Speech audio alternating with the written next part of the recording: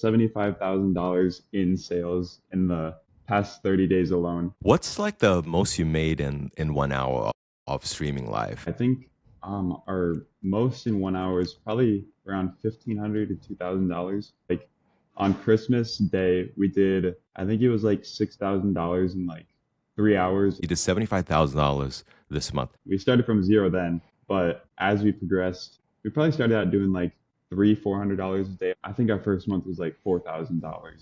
So we started out and we've definitely gotten bigger since then. Journey started with $0 and we've worked our way up from here. You really do not need a lot. You can start in a little corner of your house. You can start wherever, honestly. You don't need a big warehouse. You don't need 100,000 square foot to start out your streaming and journey. Some people I think like associate us with like a big corporate run business, but we're really not. We're family owned, small business. We've got 3 employees pumping out 40,000 items in less than 6 months. It's pretty wild.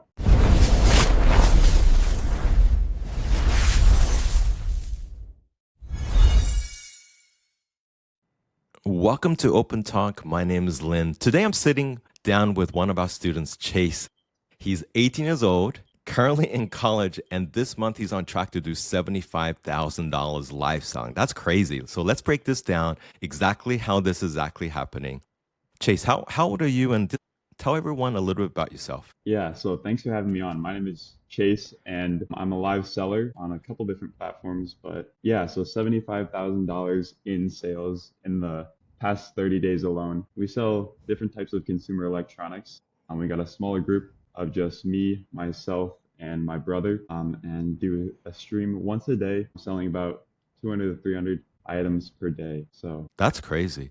What's like the most you made in 1 hour of streaming live? yeah, I think our most in 1 hour is probably around $1,500 to $2,000, which was our biggest days are usually surprisingly on holidays. Like on Christmas Day, we did I think it was like $6,000 in like 3 hours or 3 or 4 hours. It was something crazy Wow. like that. Yeah. Wow. Like, okay, so $75,000. Just let's put this in perspective. You did $75,000 this month. What was Mhm. those numbers like before, like let's say 60 days ago, before you even met me? Yeah, so actually, we just started 6 months ago, was our first stream in late June. So we started from zero then, but as we progressed, we probably started out doing like $400 a day our first few streams. It was slow, but we really wanted to get our foot in the door. And we did uh, quite a bit of giveaways. It wasn't like big ticket giveaways, but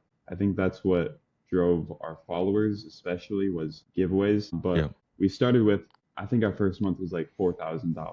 Wow. So we started out and we've definitely gotten bigger since then. That's crazy. Like, what made you even decide to even do this, Chase? I mean, you're in college right now, you're 18 years old, future is just insanely bright. Like, what made you say, "Oh, I want to do live selling"? Yeah, so I've always had a passion for reselling. I think it kind of runs in my family. My uncles do a lot of like flips and stuff on Facebook and other platforms. And I don't know if that's where I got like the niche to resell and stuff. I started out with selling bikes. I really have a passion for bicycles. I bought my first bicycle for like $100, and I was like, dang, that was a good deal. So I Wow. went, rode it for a little bit, and then resold it a little bit later after I was done riding it. I was like, geez, I made like $200 off of that $100 investment. So I just Wow. like kept reselling bikes. I was probably like 15 years old at the time. I'm 18. But yeah, I started with reselling bikes, and then I kind of got into shoes through my cousin, who kind of um, like made me familiar with live selling, mostly from like the giveaways. We kind of entered into giveaways together and um, wanted to win free stuff. We were young kids and we always had, I don't know, wanted free stuff. So So you we entered were into those. so you were a goblin at the Yeah, beginning. kind of. Yeah. And now I'm on the flip side of that. That's crazy. But yeah, we entered into the giveaways, would win some stuff. And then I was like, geez, this is seems like a profitable business. So I tried out my first stream. It went surprisingly well, and it's just been a dream from there. Did you have any doubt or fears at the beginning saying, "Oh my gosh, like I see all these live sellers crushing it. Like maybe this looks scary. Like, can I actually do this?" Do you have any of those thoughts? Honestly, not a ton. I kind of just went in at first selling sneakers to begin with, I was just wanted to feel it out, see what it was like. Because I first started on like eBay selling stuff, listing them up. I wanted to move stuff fast rather than having it sit for a month, 2 months. So I wanted stuff to move quick. And I sold my first like two pairs of shoes on there. I was like, I think this could be good. So I just kind of wrote it out, and it's been awesome from there. I I think that's interesting because, like, I mean, you heard our story. Like, we started with eBay and so forth, Mhm. but I just felt like marketplaces, static marketplaces, like non-live, like you're literally there posting listings and just waiting for it to sell. Like, and then now I feel like with live selling, is just the main attraction is just to be able to sell things in seconds. Is that how you kind of think about that? Yeah, I think you might not get as much from live selling. We start all of our auctions at $1, so it's kind of like you might get more for an item, you might get less, but it's the fact that you're moving inventory quick. It generates more profit, it generates more cash flow to be able to purchase more items. I think that's what I like about live selling versus static listings because you don't know Yeah. there's a lot of there's a lot of competition in places like eBay to sell items, especially like sneakers when there's so many different variants. I think it's a lot harder than live selling where you can have 20, 30, 40, 100, 200 people in your room buying at such a discount, especially when stuff starts at $1. When you still started and you said you started with shoes on lifestyle, like what made you switch to like electronics and household stuff? Like, Yeah, I don't know, I really liked consumer electronics. I liked that the upfront was a little bit smaller for an item. We purchase items a lot cheaper than we do shoes, and there's a lot less variance. You don't have to have specific sizes for certain people, specific styles.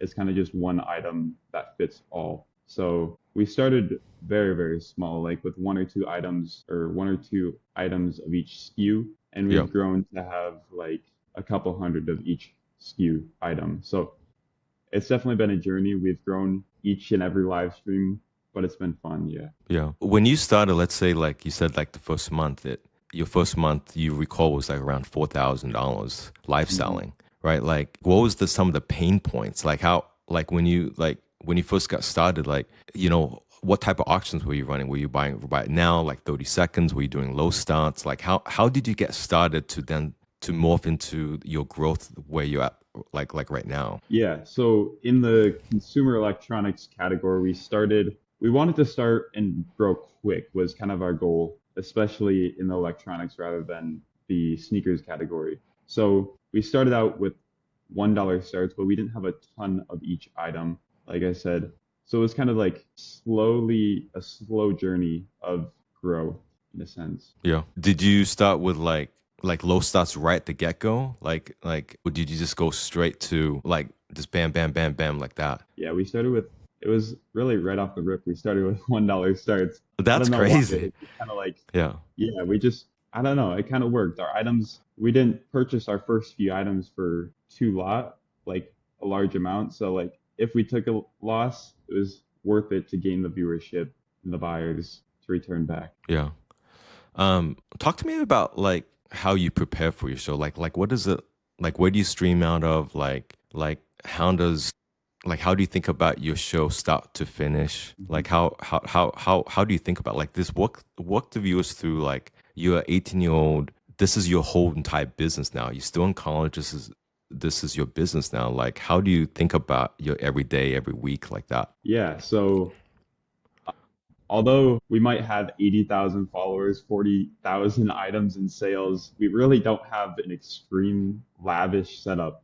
We're a faceless channel, so we don't show our face on our streams, which might be contrary to what most people do, but it works for us. We enjoy it and still are able to build that connection. I think in our name too, it's Deals for Iowa. It's kind of like builds a connection with specific people around the state, around the country. People, I don't know, have a connection with people in Iowa. We have a lot more buyers from Iowa, which is nice to have that connection with our buyers as well. Yeah. But like with our setup, it's in our basement, so it's like kind of tucked away in a corner. It's not in a too big of In an your area. basement, in your home? That's crazy. Live setup is in our basement, but then our packing setup is just in our cold now in the winter. Iowa winter is very, very cold for our packing setup, but we've got a little bit of a heater in there. And then we've got some shelves where we do our fulfillment from. Yeah.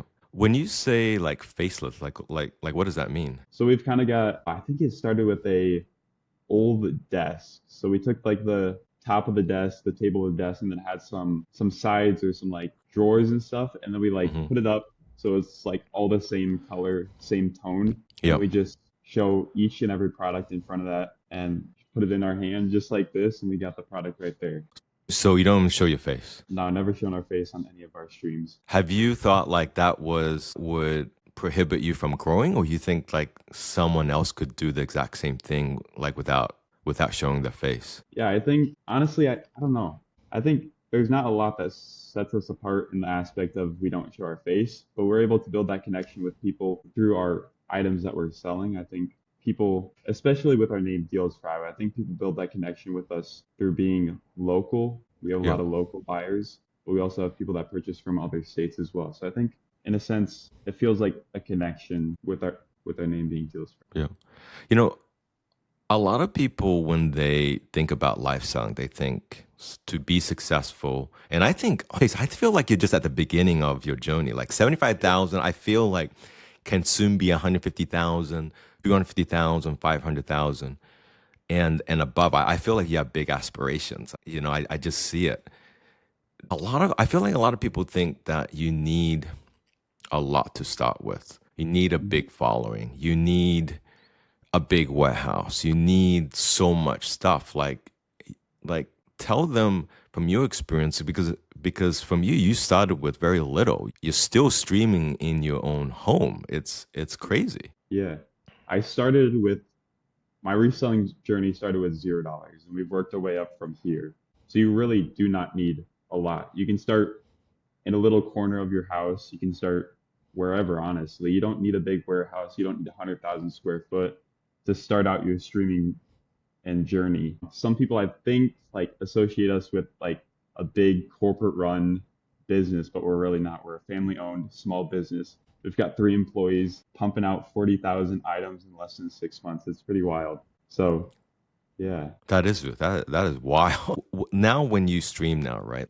Like for example, like tell them how much you think you'll do next month, but also like walk them through your day to day, like how like from inventory coming in to like how you set up your live, like what are the things that you're thinking about to consistently produce 75, 100, $150,000 every single month? I think it's a little different than most people in most streaming setups. Being that I'm in college, I do a lot of the back end stuff rather than the actual streaming. So I'm more doing the customer service side, I'm working on the shipments, getting the inventory. Just today, I worked with a couple different carriers to get some pallets of goods and stuff that I was working on getting. While on the like flip side, an hour and 45 minutes away from me now, my mom wakes up at 5:30 in the morning, starts our streams, and streams for about an hour, hour and a half before she goes to her actual real job that she has aside from this. And then my brother, who's 16, when he comes home from school, he grabs a bite to eat or whatever, heads out, goes and packs all the orders from the stream in the morning. So it's kind of a put together process that we've That's mastered over crazy. the past That's crazy. 5:30 in the morning. That's it's a bit early. Like, have do you feel like I mean, do you get a good audience at 5:30 in the Yeah, I think 5:30 in the morning really works well for us. We kind of mastered the when no other streamers on, we go on. So we kind of get that spotlight of there might be 3 or 4 streamers on. So where are you going to go except for our stream kind of thing? It kind of dials in and allows people to join into our show, and it creates repetition and consistency as well. People know that we're going to go live every single day at 5:30 in the morning. do you is this 5 days a week, 7 days a week? Yeah, so 5:30 in the morning is 5 days a week, so Monday through Friday. And on the weekends we start a little bit later around 7:30 and go live for a little bit longer on 3 hours. At 5:30 in the morning, like how many people is in your room? Um, it's usually we started out averaging 30 to 40 viewers, but I think we're up to right around 100, 120 viewers on average. Consistent. Yeah. That's really good. With At this. 5:30 in the morning. I wonder what it would look like if you streamed like in the afternoon or in the evening. Just Yeah. yeah. We've tried it a couple times. We do get the we get a lot more viewers, different buyers especially, which Yeah. I do enjoy, but it really doesn't fit in our schedule too much to be doing later in the evening. I caught a little bit earlier, like you said that your biggest day was on holidays. Yeah. What is that about? I don't know. I think I want to say our first one was on maybe Thanksgiving is when we did our first like holiday stream. And we noticed like kind of nobody was live. So we checked it out, we went live, and we noticed that more people are on because they're either spending time with their family or don't want to be with their family, but they're there anyways. So they just sit on their phone. They might be buying stuff, surfing the internet, and they come across and nobody else is live except for maybe one, two, three people. So Yeah. you kind of got the market cornered because no other streamer is live at that time Yeah. because they're spending time with their families. But then people want to do something else except for spend time with their families or whatever it may be. So we kind of got lucky with that, and it's been working very, very well for us That's streaming on holidays. it's crazy how you look at all this stuff. It really, I think you're doing an amazing job already. Like, why do you think people love to bid and buy with live selling? Like, what is it about live selling that just is just so addicting? Yeah, I don't know.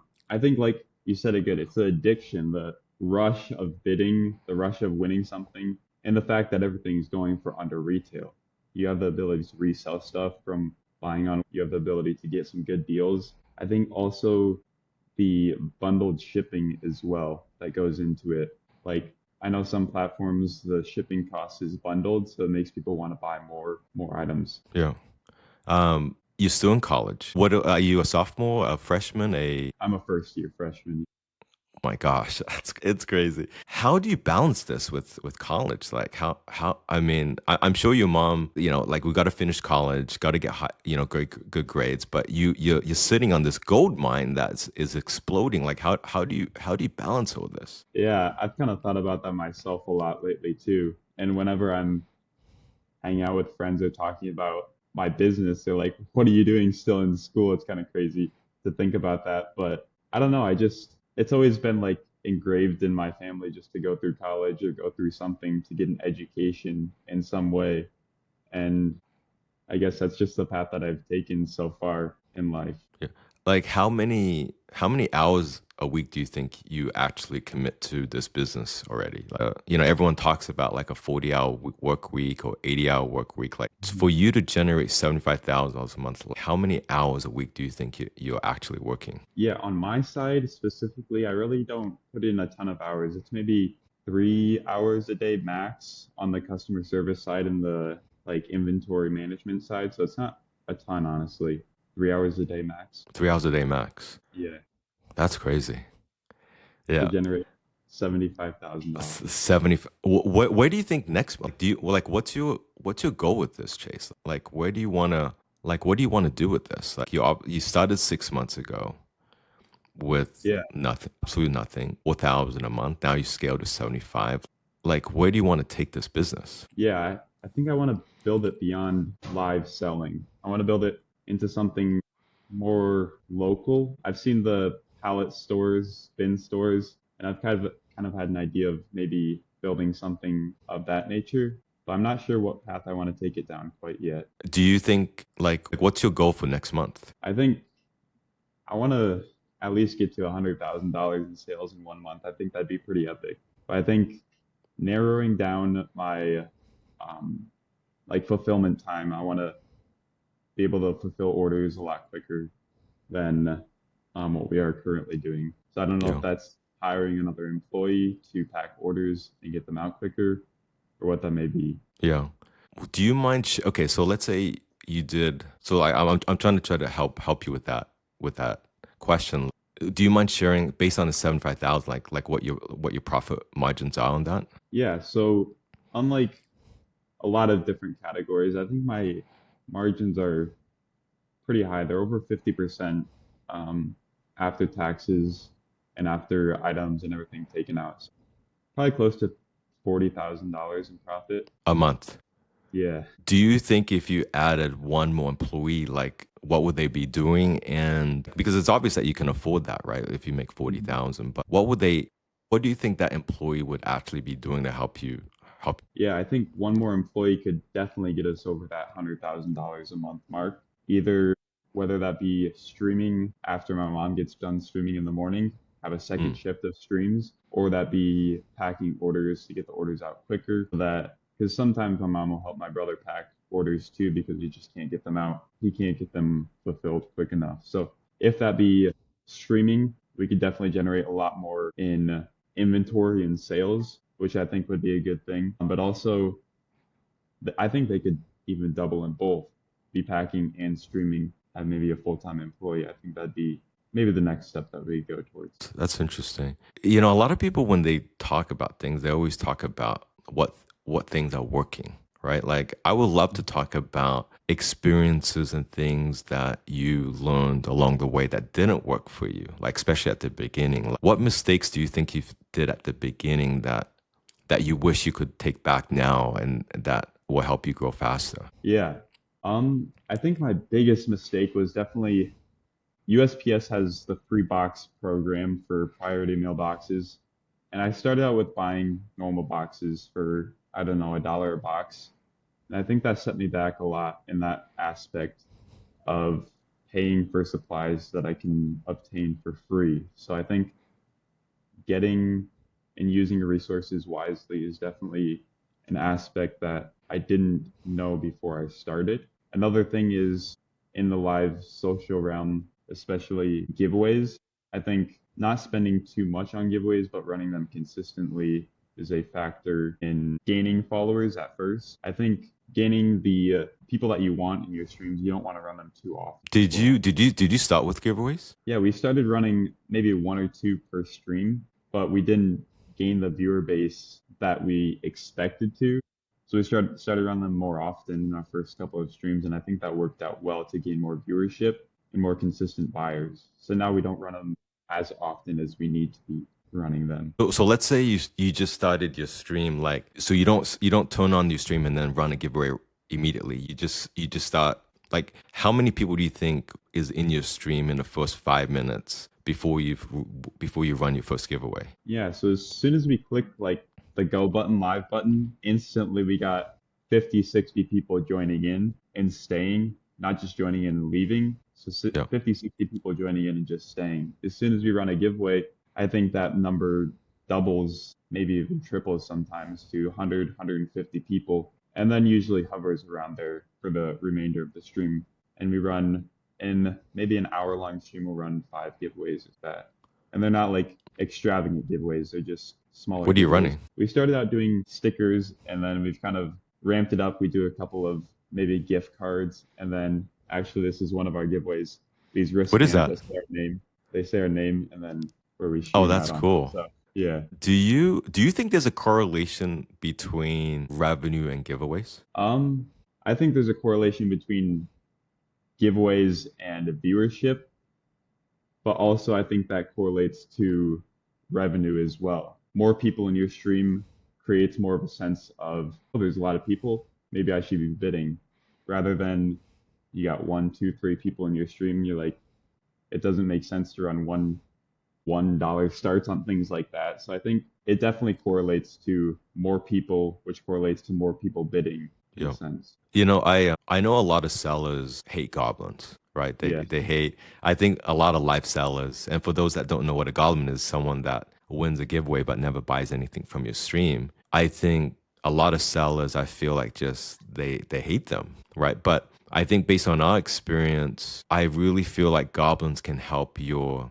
revenue process, Yeah, right? for Because sure. right, so like I mean, case in point, in your stream, you have 100 people in your room, right, running the giveaways, and you're running your electronic items. What I almost want you to test, like, what would happen if there was 300 or 400 people in your room, right? Like, Mhm. how that would change the bids, how that would change bidding behavior, and if that would attract more new buyers that would buy. And of course, like, what's your average ticket, you think, in terms of? Like items, we Yeah. usually sell each item at like around $10, so it's not Right. So expensive. so you're a low cost, high volume type of Yeah, life seller, which I feel like it works perfectly in a giveaway model, in a sense that if you ran more giveaways, like obviously that's more cost and things like that. I think for you, it's almost like, I don't know what your capacity is right now. Like, I don't know if you're already at capacity in terms of how much you can actually ship. But I feel like if you want to scale more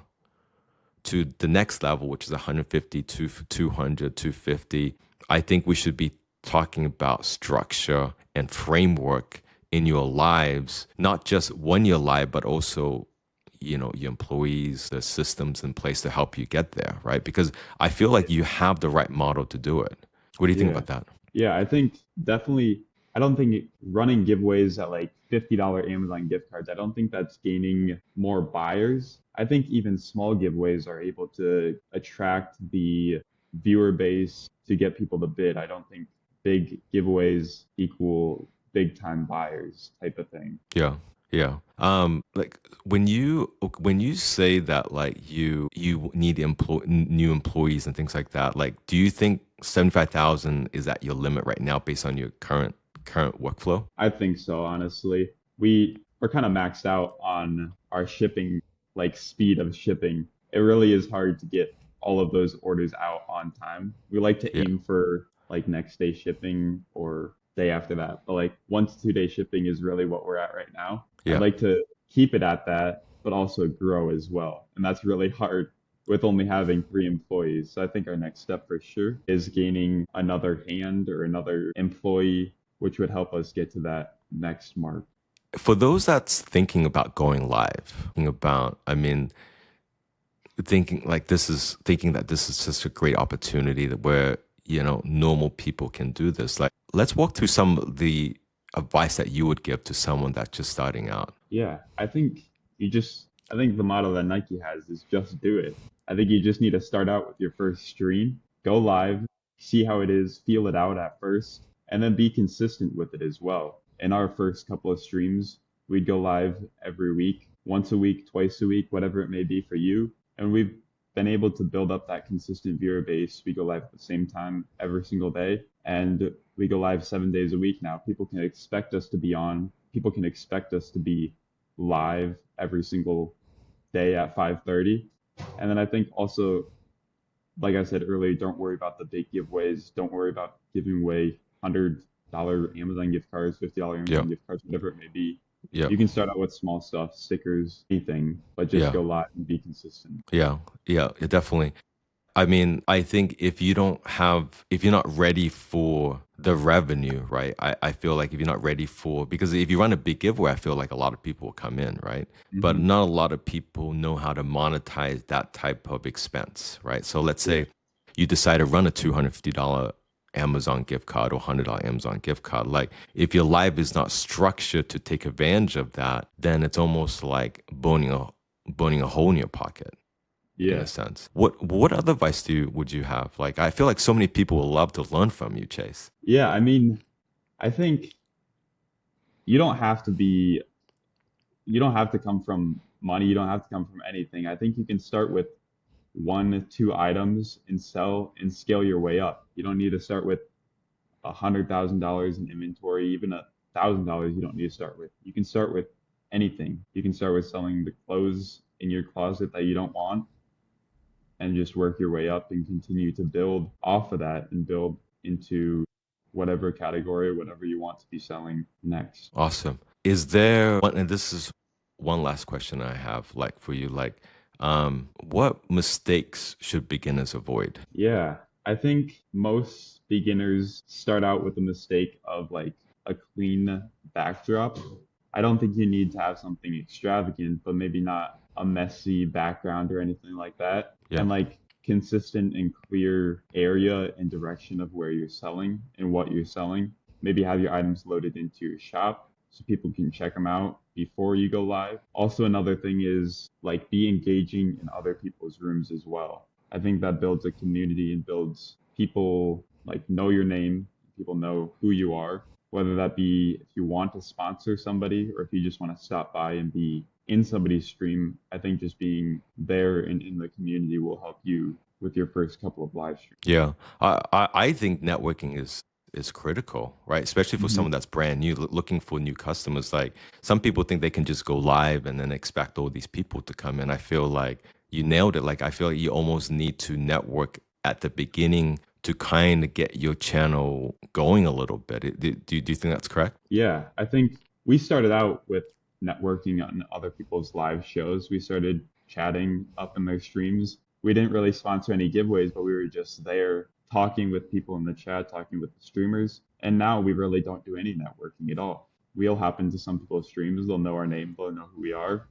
And I think that's a great perk of being on live social shopping. I love it. Well, I appreciate you, Chase. I mean, it's very clear that you didn't get lucky. Like you definitely put in the work. Like I feel like luck comes after you put in the work, and you obviously put in the work and you followed the framework of live selling. And I just think your future is really, really bright. Is there any last thing you want to say or anything that you want to put out there?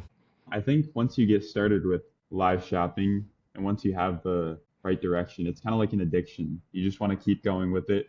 You want to keep getting better inventory, better items to sell. And I think that's what live shopping is going towards is the addiction of wanting to keep selling and wanting to keep going with stuff. It's kind of just fun. It doesn't make it feel like a job. It's more of a hobby. Well, thank you, Chase. And I can't wait to see what you do next month. Yeah, of course. Thanks for having me. Take care. Bye.